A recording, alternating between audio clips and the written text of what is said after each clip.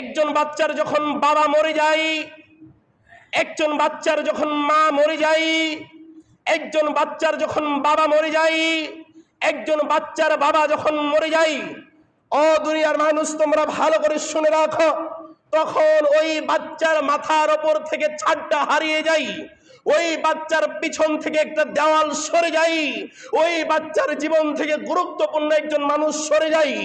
এই জন্য তোমরা যারা গার্জেন থাকবা ওই এতিমদের সাথে তোমরা উত্তম ব্যবহার করো, সুন্দর ব্যবহার করো। রাসূলুল্লাহ সাল্লাল্লাহু আলাইহি সাল্লামকে অর্ডার দিয়েছেন এ কথা বলার জন্য, তিনি কে? আল্লাহ। মানে কি? ইতিম নিঃস্ব হয়ে গেছে, বাবা মরে গেছে, কিন্তু আমরা আফসোস, আমরা এতিমদের সাথে কি আচরণ করতে পারি না? ভালো আচরণ করতে পারি না।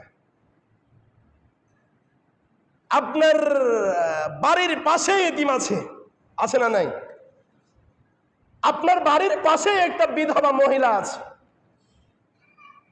আপনার বাড়ির পাশেই এতিম বাচ্চারা ঘোরাফেরা করে, অথচ আপনি তাদের সাথে ভালো আচরণ করতে পারেন না।